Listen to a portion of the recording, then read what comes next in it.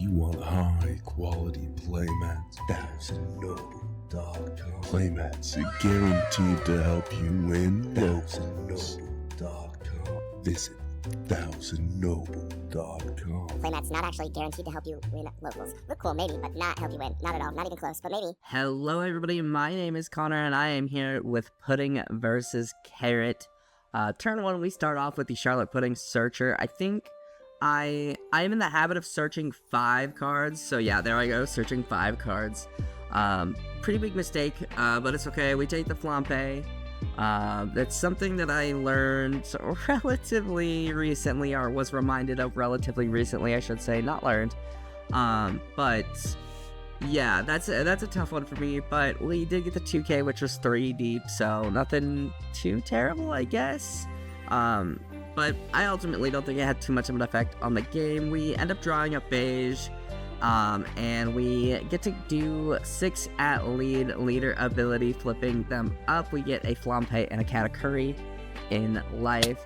Our opponent goes ahead and takes that hit, and we are playing against Carrot. I like playing against Carrot. Like, it's not as infuriating as Bonnie, in my experience. But, oh, and there my opponent was thinking that, I got to sort his life. And I was just like, no, I get to do either, not both. Oh my god, if I got to do both, that'd be insane. But pretty solid. That's a really, my favorite turn, second turn play is swinging and viola. So in my opening hand, I try and look for 10 moms and even potentially searchers and viola, at least one, because even with just one viola, you can, it really, getting that quick ramp really helps. So my opponent doesn't have a Minx on board, thank goodness, yet, but he does get off the Zo Island. That's where I am in the anime, finally. I've made it past Dressrosa. And he decides to swing 7 there. And I think I go ahead and take this one, and I've started kind of taking a little more life at the beginning if I'm playing something that doesn't get heal, just because I know I'm gonna heal and I'm gonna stay pretty high up on life for the most part. It looks like we do top deck the Conquest of the Sea, which is super nice to have. And I'm trying to decide what I want to do. I could, in theory, play Katakuri. I think I end up dropping the new gate and putting that card into life and then shuffling them up. I see a big mom. I really need to lean my cards a little more. Nothing. It doesn't look like a 0 cost event. I think so there's a big mom there that I think I'm gonna put towards the top of my life. Katakuri. Let me know if you guys even like this view. If you guys don't like this view, then I won't keep using it. I might try and put it a little closer to the table, a little more over the table too. I'm gonna work on that. But so we have a Katakuri and a Pudding, and we get the new gate down. My thought on the new gate was just, it's a big body and I do get to sort my life. I don't feel like I utilize the new gate as much as I maybe should. I really like that card, especially if you end up putting a 0 cost in your life. It's so good.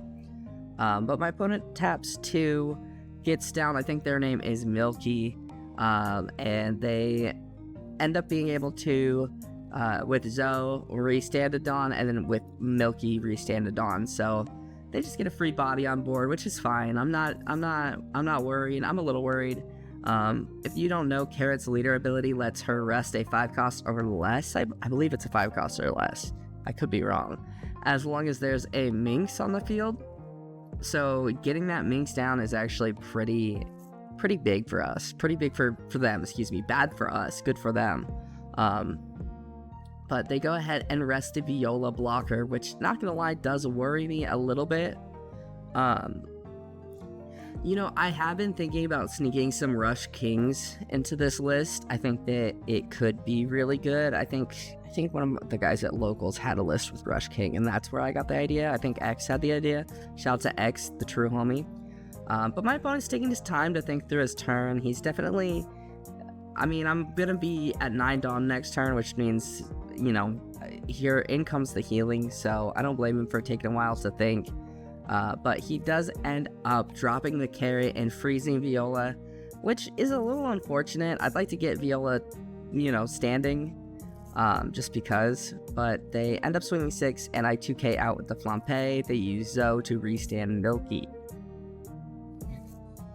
So we are at 9 Dawn, and I think I picked up that 9 Mom.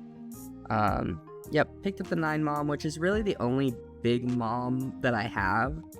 I think the one thing I'm having trouble with, believe it or not, on this deck is not finding my healing, which is wild. So I go ahead and swing 5 just to poke, see what they do, and they do end up taking it. I go ahead, poke 7, and I'm thinking that I'm gonna play down the 9 Mom to be able to heal, as well as put probably Carrot in their life, just because I don't want them to have that ability to continually freeze my stuff. So they end up taking both of the hits, and yep, I thought about it pretty hard. I end up playing Charlotte Linlin, the 9-drop, to put Carrot in the bottom of his life, and then I discard the pudding from my hand and heal up. So overall, pretty pleased with that turn. Definitely, I feel like putting him on the back foot. He doesn't have a way to freeze my board currently. He can rest my board, of course, with his leader ability, but freeze right out, no. So that's good for us. We love that for me.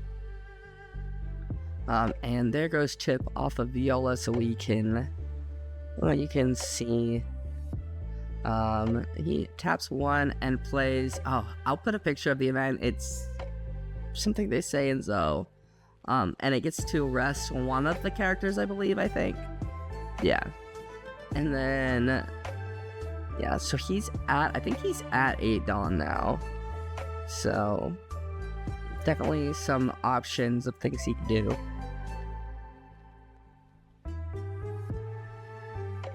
Yeah. Resting his, dude, this part was so annoying with Milky. Enzo, like, he was just playing things and then restanding his Dawn, and I was just like, you just got to do shit for free, man. It was pretty nuts, honestly. But he ends up playing Electrical Luna, freezing, is it electric? Yeah, freezing those 2 since they are under, I think his threshold is 7 for that. So thankfully Linlin's not frozen, but she is rested, which means he can attack into her, which isn't the end of the world, but he does swing into her, and I am able to 2k out of that. I can't even count how high they swung, but Linlin is a 9k body, so speaking of Linlin, we are at 10 Dawn, so hopefully we draw a 10 cost Linlin. I'm assuming, yeah, we drew into the Linlin. I was gonna say, by me swinging 5, I'm assuming the 10 drop Linlin is there. And yes, I see her in all her glory. So they do end up countering out of that hit.